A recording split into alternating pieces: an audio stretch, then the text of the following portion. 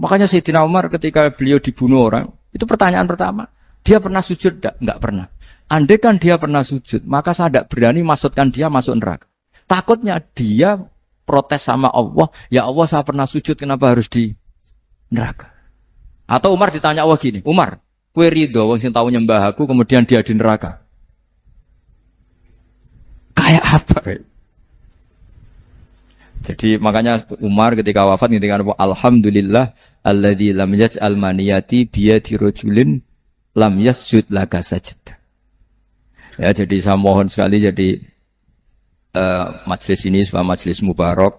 Caranya tauhidnya dibenarin, apa tauhidnya dibenarin. Jadi Allah itu adhaka wa abka, Allah itu al-hadi, Allah itu ar-razzaq. Sehingga Menteri Ekonomi mbok salah rumusil lah wong tetep mangan. Mergo Allah itu ar-razzaq. Mbok negara dikelola keliru lah wong tetep mangan, wong Allah itu ar-razzaq. Kiai rada akeh sing di masalah. Tapi ya tetep agama ini jalan. Lho andai kan syaratnya agama ini kiai ini bener. Wah ya repot. Kowe iso bayangno masakom bener terus. Tapi agama ini berkali-kali coba di TV itu banyak nyun sewu, ada ustadz, ada kasus apa, ada kiai, kadang ada masalah hukum. Agama ini jatuh enggak masalah. Padahal di TV itu sudah dinasionalkan kan, ada kiai terlibat kasus hukum atau ustadz tertangkap karena melakukan apa itu. Tapi enggak ngefek, karena agama ini bisifdillah wa biri ayatillah. Sama. Negara mana-mana kadang manajemen ekonominya enggak jelas, tapi masyarakat ya makan karena Allah Razzaq. Sama, aku kancanan masakom mengeluh, tapi Allah adhaka, akhirnya iso guyu. Padahal orang untungnya blas kancanan dede. Tapi karena Allah itu aksaka. Nah kita dengan istri yang kita cintai, dengan keluarga, kadang nangis. Karena Allah itu zat yang bisa memberi abka. Wa annahu wa adhaka wa abka. Terus wa annahu wa amata wa ahya. Kita tidak ingin mati. Wah ya mati saja, karena kita objek. Nah, hidayah itu seperti itu. Allah al-hadi. Apa? Allah itu kayak apa Korea, negara ateis. Enggak kebayang di sana ada ngaji Aqidatul Awam Mabadi' Fikih. Sekarang banyak. Saya tuh kalau beli Aqidatul Awam kerdusan, tak kirimkan ke Korea. Sebelum saya ke Korea, karena sebagian santri saya di Jogja. Di sana ada ngaji Aqidatul Awam, ngaji Takrib. Bahkan saya di sana dilakokno sakduna fid dunya. Kayak apa Allah kalau ingin bikin hidayah? Karena Allah itu al-hadi. Wong Indonesia digerakno seneng duit. Bareng wis seneng duit moro apa? Korea. Setelah di Korea tersiksa karena enggak ada tempat sujud. Akhirnya urunan. Segampang itu kalau Allah menghendaki. Itu enggak dibenem MUI, enggak dibenem. Karena Allah al-hadi. Jadi saya mohon sekali tauhid ini dibenerin dulu. Allah tetap al-fa'ilul mukhtar, apa? Al-fa'ilul. Sehingga Allah mensifati dirinya adhakawa. Mbok kamu bendung kayak apa, orang ngaji saya tetap guyu. Sekarang iso mbuli saya, oh Gus Bapak ngaji sejak guyu. Allah yang memberikan guyu kamu itu. Andai kan sesuai status kamu, kowe ora ngarep guyu. Utang akeh, jatuh tempo, bojo ora percaya. Gede-gede kayak paham. Nah, sehingga Rasulullah kalau kita meyakini syafaat Rasulullah SAW, itu cara berpikir harus kita balik. Misalnya begini. Wong Islam nakale ngono, penggaweane maksiat kok disafaati Kanjeng Nabi kurang penggawean. Caranya berpikir jangan gitu. Kalau gitu kowe mari mangkel, wong nakale ngono kok untuk syafaati Kanjeng. Tapi cara berpikir gini. Syafaatu Rasulillah itu wasi'ah, luas sekali. Syafaatu Rasulillah ghairu munhasirah, tidak terbatas. Syafaatu Rasulillah itu lebih sakti ketimbang dosanya umatnya. Semua ulama dulu kalau nyifati Allah juga gitu. Allahumma misalnya, maghfiratuka awsa'u min dzunubina. Ya, yang misalnya yang pakai mutakalim ya Allahumma maghfiratuka awsa'u min dzunubi wa rahmatuka arja inti min amali. Jadi jangan kitanya dulu. Kalau kitanya dulu kan nyifati kita dosa banyak. Itu sama ndak usah ngaku sudah tahu semua. Tapi nyifati pertamanya apa? Allahumma maghfiratuka awsa'u min dzunubi wa rahmatuka arja inti min. Sehingga dari nyifati maghfiratullah yang wasi'ah, yang tidak terbatas, kemudian kita sah mengatakan bahwa ahlul maksiat pun mungkin atau berhak dapat ampunan. Sama. Syafa'atu Rasulillah itu ghairu munhasirah. Syafa'atu Rasulillah itu wasi'ah. Sehingga sahlah riwayat syafa'ati li ahlil kabair min ummah. Itu bukan menyangkut melegalkan kabirah. Bukan menyangkut mengesahkan orang Islam dosa besar. Karena nanti dapat syafaatnya Rasul. Cara berpikir jangan gitu. Nanti kamu mentasjek memberanikan orang melakukan maksiat berdasar iktimat syafaati Rasulin. Itu jangan gitu cara berpikir dibalik apa? Syafa'atu Rasulullah awsa'u wa awsa'u. Sangat lu. Sehingga saking luasnya sampai yang tukang maksiat saja kebagian. Sama rahmatnya Allah Ta'ala itu wasi'ah. Rizkinya Allah ya wasi'. Sampai wong nganggur ya iso mangan ngono. Lah begitu juga rahmatnya Allah Ta'ala itu wasi'ah. Sampai wong sing sumpek utange akeh ya iso guyu ngono.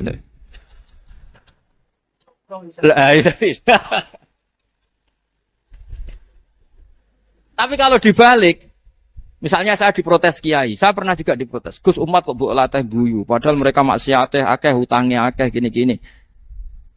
Karena kamu menyifati orangnya. Kalau menyifati orangnya sampean guyu haram. Utang jatuh tempo, sampean gak mikir dosa ndak? Dosa. Jadi kiai muridnya goblok kok kiai ini kurang tahajud itu ya dosa. Jadi kiai kok muridnya goblok tenang wae. Sementing untuk sowanan itu amatir ya kenen. Mestinya cara berpikir dibalik. Rahmatullah wasi'ah. Rizquhu ya wasi', fadluhu wasi'. Sampai wong sumpek wae iso guyu. Sehingga kita ini sudah objek. Loh kita ini tidak subjek. Di alam raya ini kita tidak subjek. Tapi apa? Objek. Makanya saya berkali-kali mengatakan. Mbok kayak apa sumpeknya kita. Tetap wong iso guyu. Karena apa? Allah mensifati dirinya. Wa annahu wa adhaka wa abka. Allah itu adhaka zat yang memberi orang iso guyu. Wa abka lan zat yang maring wong iso nangis. Karena sifatnya Allah Ta'ala pasti nafidah. Sifatnya Allah Ta'ala pasti terjadi. Dan kita objek. Makanya wong sumpek utange akeh. Bojo ora percaya, tangga ora percaya. Oh nak guyu banter-banter. Karena Allah ku adhakadat sing maringi guyu. Wa abka. Sudah presiden, sudah gubernur, sudah menteri. Nak Allah kepengin nangis no yo. Nangis. Coba ngeluhnya apa kalau misalnya jenengan seorang mantan presiden atau mantan gubernur. Kadang anaknya calonan RT mbok menang bondak ya. Ngeluhnya apa orang alim misalnya, alim alama, anaknya mau jadi jurumiyah ra iso. Susah. Kaya raya anaknya jadi pasien susah. Allah punya cara untuk abegah, untuk bikin orang nangis. Nah karena kita ini objek, pasti sesupek apapun orang yang bisa tertawa, ya bisa nangis. Makanya banyak ulama yang enggak terlalu serius mikir agama ini. Bukan karena dablek, enggak. Karena Allah mensifati dirinya Al-Hadi, yang memberi petunjuk. Kita enggak ditunggoni Kanjeng Nabi, enggak ditunggoni Wali Songo, enggak ditunggoni para Alawin yang dulu. Enggak ditunggoni Habib-Habib yang kayak Said Abdul Al-Haddad. Tapi karena Allah itu Al-Hadi yang memberi petunjuk dan sifatnya Allah Ta'ala la bidda wa ayat entakuna nafidah. Sifatnya Allah pasti nafidah. Amerika kayak apa liberalnya. Sekarang trennya juga banyak yang masuk Islam. Kampung-kampung pedalaman gak ada kiainya, cukup mudin. Kadang membawa agama itu orang yang ke situ mau nyari kayu. Orang di pedalaman Kalimantan, Sulawesi itu pertama itu nyari kayu. Tapi bawaan hidayat lama-lama bikin masjid. Saya pernah di Korea ke sana orang nyari uang. Niatnya juga nyari uang, tapi akhirnya tersiksa kalau enggak bikin masjid. Karena apa? Karena Allah itu Al-Hadi, zat yang memberi petunjuk. Maka kamu tidak usah khawatir. Agama ini pasti jalan ila yaumil qiyamah. Karena Allah Al-Hadi. Sama. Mbok kamu umat mbok weden-wedeni kowe ku amalan ora mesti ditampa. Nek ora ditampa mlebu neraka. Ngono mulai ngaji ya tenang ae. Tenang, ini santai.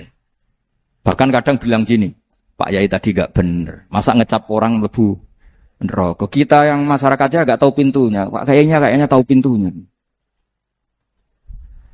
Karena orang itu punya cara. Loh ya betul. Orang Bedui itu kalau ngaji sama Nabi itu lebih unik timbang yang soleh, timbang yang pinter. Sehingga banyak ilmu itu ditemukan dari orang Bedui. Karena cara berpikir itu aneh.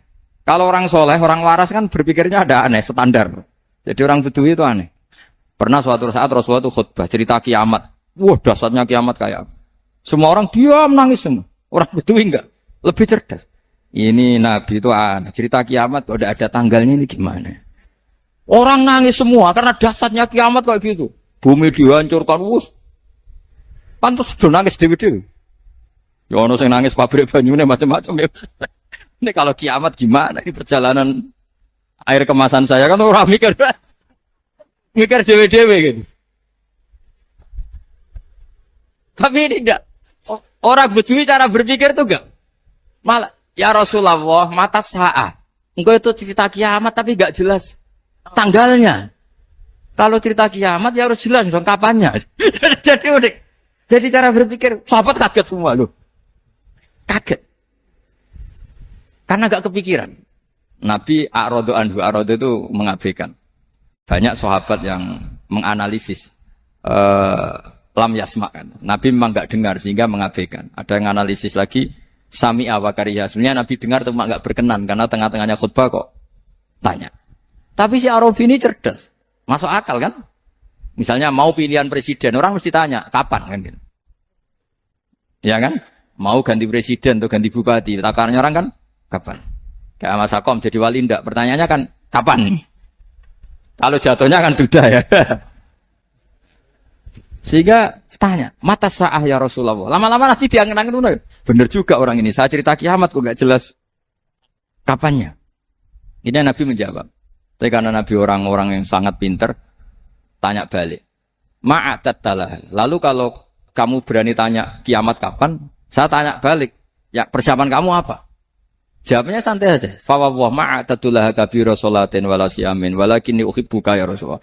Saya enggak menyediakan apa-apa, sholat saya biasa aja, maksudnya standar. Ya kira-kira 5 waktu pas. Ya jenis saya lah kira-kira.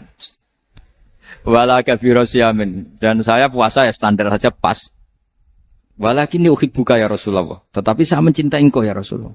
Jawabannya Nabi apa? Almar'u ma'aman ahabba. Sebagian riwayat anta ma'aman ahbabta. Jadi hadis itu populer tuh barokahnya wong desa. Andai kan dia punya etika, maka sowan dulu tanya 4 mata. Itu jadi hadis ahadi. Tapi barokahnya dia selonong di depan umum. Zaman Nabi khutbah itu jadi hadis mutawatir. Jadi kadang barang baik itu barokahnya orang yang enggak baik. Maksudnya su'ul adab. Tanya gitu kan su'ul. Tapi itu barokah. Akhirnya hadis itu mutawatir. Karena didengar ribuan sahabat yang mendengarkan khutbahnya Rasulullah. Tapi kalau hadis itu satu-satu kan. Khossoni bidzalika Rasulullah. Khossoni bidzalika Rasulullah. Itu nanti jadi hadis ahadi. Yang kualitasnya jauh di bawah hadis mutawatir. Jadi barokahnya orang su'ul adab itu ya ada. Karena Allah yang mendesain ini. Akhirnya kata sahabat, kata Anas bin Malik, mereka itu mangkelnya bukan main sama Arabi tadi. Karena tanya enggak sopan sama Rasulullah. Tapi setelah Nabi jawab, Almar'u ma'aman habba, fama farihu bisyai'in farohahum bidzalika badal. Mereka enggak pernah senang dengan hadisnya Nabi, sesenang riwayat Almar'u ma'aman ahabba. Barokahnya Arabi, Bedui. Makanya saya sebagai kiai ini, Bedui saya tak pertahankan ila yaumil qiyamah. Karena umat ini pernah terbarokai oleh orang apa? Bedui. Barokai suladab tadi. Jadi mohon ini supaya majelis ini kan majlisul itorti Rasulullah, coba terlatihlah mengatakan Allah itu subjek, Allah itu al-fa'ilul mukhtar, Allah itu al-fa'ilul mukhtar, Allah itu yang menentukan alam ini. Dan Allah mensifati dirinya wa annahu huwa adhaka wa abka. Allah itu zat yang memberi orang itu bisa tertawa. Dan Allah juga yang memberikan orang itu bisa menangis. Mbok kayak apa kamu neror umat? Wah, amal enggak mesti diterima gini-gini. Ternyata ning majelis nangis sih. Mulai guyu. Kadang guyu-guyune ngenyak tenane. Daripada apa ya agak-agak merodok orang yang dohirnya beda dengan batinnya. Enggak perlu distatuskan seperti itu. Ya sudah biasa saja. Jadi nah, fi muqaddimihim, imam besar dalam manhaj ini namanya Abul Hasan apa? Asyadili. Abul Hasan Asyadili itu kalau ada orang tanya gini, Beb saya ini susah, sholat saya tidak mesti diterima Allah gini-gini, marah. Enggak usah. Kafa bika jazaan an radiyaka laka ahlan. Sudah kamu ditakdir pernah sujud itu sudah keren. Saya itu andaikan dapat kabar dari malaikat, bahak sholat kamu tidak diterima, saya tidak susah. Bukan karena sombong. Pernah ditakdir sholat sujud ning Allah itu keren. Kayak apa malunya kita ketemu Allah kemudian kita di bumi tidak pernah sujud. Makanya itu Abul Hasan Asyadili kowe ora usah mikir salat ditampa taro ora usah mbok mikir. Kowe ditakdir tau sujud itu hebat. Kafa bika jazaan an radiyaka laka ahla. Cukup kamu mendapat balasan dari Allah, kamu pernah ditakdir sujud. Gak perlu ngaji alim alamas, gowo sawi ngalor kidul jalalain keren. Paling gak malaikat pernah melihat kamu, wah gowo tak kitab kuwedi. Gak penting paham gak penting. Karena isra bakat paham teman. Jadi Abdul Hasan Asyadzili adalah orang yang dan itu Al-Hasani ya, dan itu Al-Hasani. Makanya macam-macam kita yang Al-Husaini sudah kita punya Faqih Muqaddam, punya banyak. Di Al-Hasani yang paling populer diantaranya adalah Abdul Hasan Asyadzili. Beliau itu kalau ngendikan sesuatu itu positif terus. Termasuk itu ketika ada orang resah, sholat saya diterima ndak? Kata beliau, wes sing support nak, ditakdir tahu. Sujud. Saya itu sebetulnya kadang-kadang yang miris. Wah, sholatku tompo tora, tapi saya sangat sadili. Sangat-sangat sadili. Saya enggak pernah berdoa, ya Allah, ibadah kami jenengan terima ndak? Karena takut kalau doa gitu keterusan itu terus ditompo ora ya. Akhirnya keterusan gitu. Akhirnya ngenes. Masa orang pernah sujud ngenes? Lama-lama gini setan masuk, apa artinya saya sujud ternyata enggak diterima. Lu wong kawula kok iskal tentang pernah sujud. Itu kan ibarat gini, kamu ngasih uang sama orang tua kamu, misalnya Habib Soleh ngasih uang Habib Ali, terus apa artinya tak kasih, kemudian beliau tidak terima kasih, itu kan lucu. Terima kasih, tidak terima kasih, seorang anak ngasih orang tua itu keren. Makanya saya bangga dengan Habib Soleh ketika beliau mengumrohkan Habib Ali, sudah mendaftarkan haji Habib Ali. Gak usah mikir diterima apa enggak. Wes keren, itu sudah perilaku yang keren, yang hebat. Tapi ngeten ya, kalau pesan karena Habib Soleh mulai kecil sama saya, sama-sama ngaji di Mbah Mun. Orientasi terbaik saking sunnah nabawiyah, gini ku keberlangsungan. Terus kalau sering belajar tentang kitab-kitab samawi, kitab-kitab sing diriwayataken beberapa ulama ahli kitab, sing pun disahkan kalian ashabu Rasulillah sallallahu alaihi wasallam. Niku riyen Nabi Ibrahim, niku pertama dadi Khalilur Rahman. Kekasih Allah Khalilur Rahman. Iku mergi piyambake nu tersiksa protes. Terus kadang tiang saya ini kudu protes. Tapi protes bukan kita demo. Protes itu tidak harus demo, protes. Ya Allah, dunia ini tidak fair. Engkau yang Tuhan, engkau zat yang begitu penting, engkau zat yang menciptakan langit dan bumi, engkau zat yang memberi rizki, yang bikin air, bikin oksigen, semua kebutuhan manusia, kemudian mereka tidak kenal engkau. Ini tidak fair. Jadi beliau itu tiap malam itu ngumpat. Ini enggak fair dunia ini. Engkau yang begitu penting mencipta langit bumi, engkau begitu penting yang menciptakan air, menciptakan kebutuhan manusia, kemudian mereka tidak kenal engkau. Ini tidak fair. Ini tidak benar. Jadi sering marah.